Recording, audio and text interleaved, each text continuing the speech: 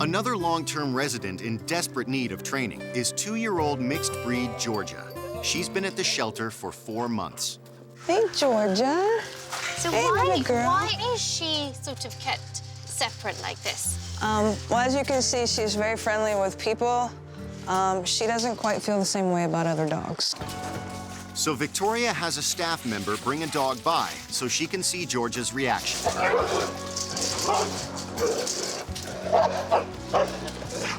Georgia reacted as the dog walked past her. A lot of dogs do get very kennel or cage aggressive because they're cooped up, they're in a confined space. This little girl, Fiona, is separated because she doesn't like other dogs, and she is not good with people.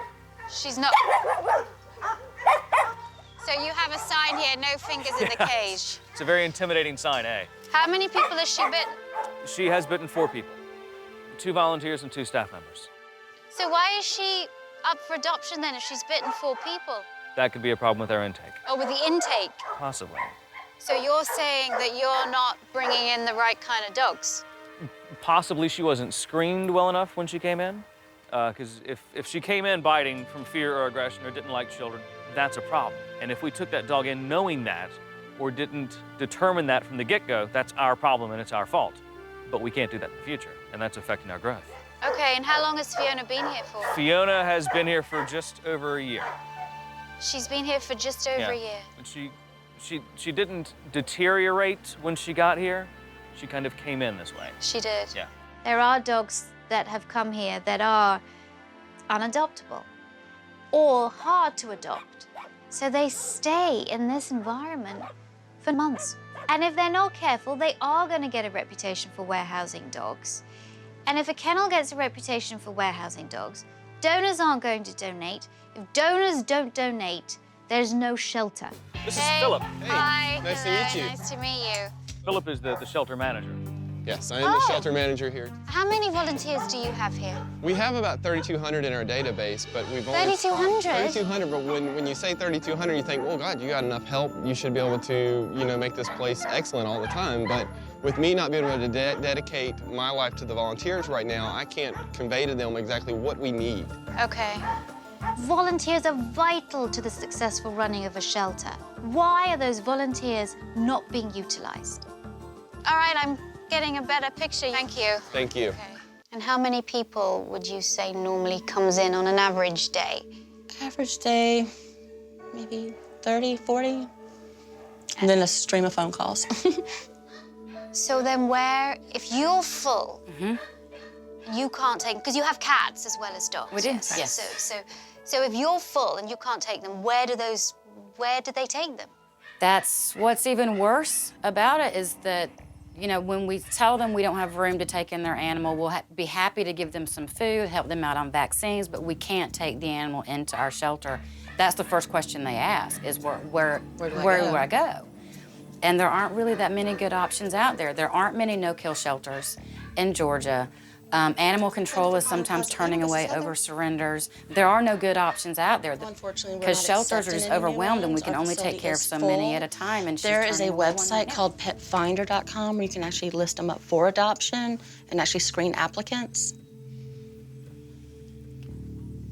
So that happens all the time. All day. So that happens all the time. Mm-hmm. Tara and Heather are having to field phone calls, are having to tell people that, sorry, our kennel is full, we cannot take your dog. You have to take it to animal control. It's a really, really difficult and stressful and emotional job.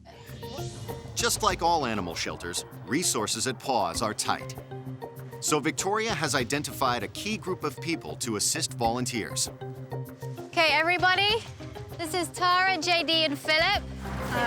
When I walked to the fence there and seen all the people gathered around, it kind of shocked me a little bit. I'm thinking to myself, why are all these people back here? It took me less than an hour to drum up these people. If I can do that in an hour, you can do that very easily. PAWS has never called me, and it'd be great if they did. We'd definitely come down and volunteer more often. I want you to see that there are people who are passionate about dogs. If you reach out to them, they're going to come to you. Because there hasn't been a lot of reaching out being done. Okay. 2 people go with Philip, okay? And the rest of you guys stay with me. JD, if you can get Lenny. The first group of volunteers heads off to assist Philip with the day-to-day care of the animals. Always go by this board. It'll tell you the type of food that the dog is on. I love coming out, helping, do anything I can to help get the dogs adopted. When I first came to the kennel, I saw that Georgia was very reactive inside her kennel when a dog was walked by. But I want to see now what she's like when she's outside of her kennel and not confined. Victoria's asked another member of the staff to bring in a non-reactive dog. So here Bear is.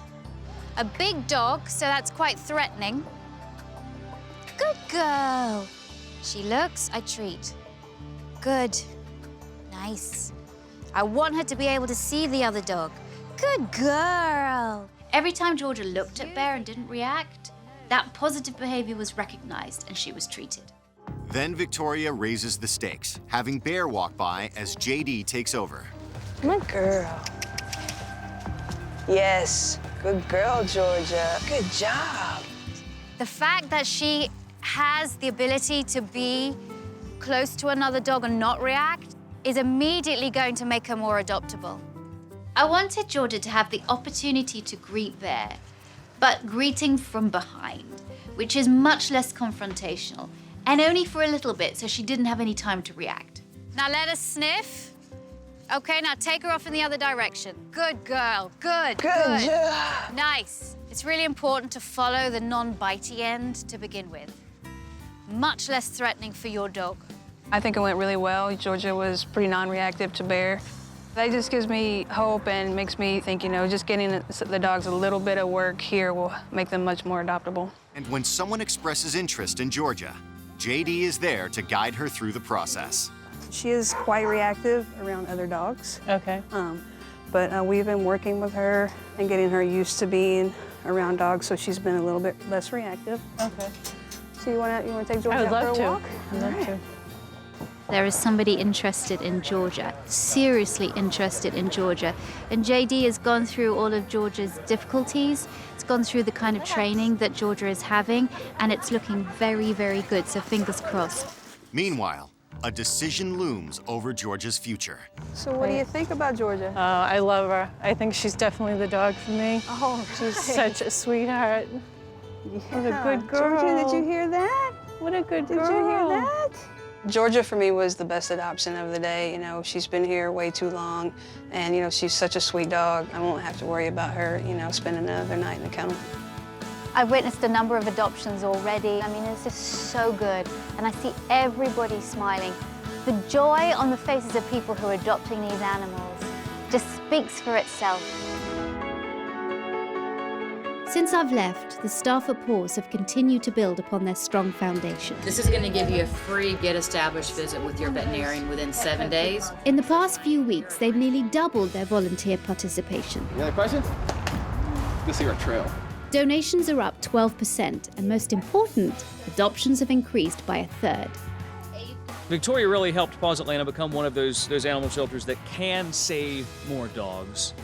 Now that everything is clicking, the staff knows exactly what they should be doing. The shelter is magnificent with all the improvements. It's great. It really saved the shelter. Georgia has grown accustomed to life outside the shelter, and she's had no problems interacting with dogs in her new neighborhood. Working with the staff at PAWS has been one of the most rewarding experiences of my life. With the changes we made together, I'm confident that they will continue providing second chances for thousands of dogs in need.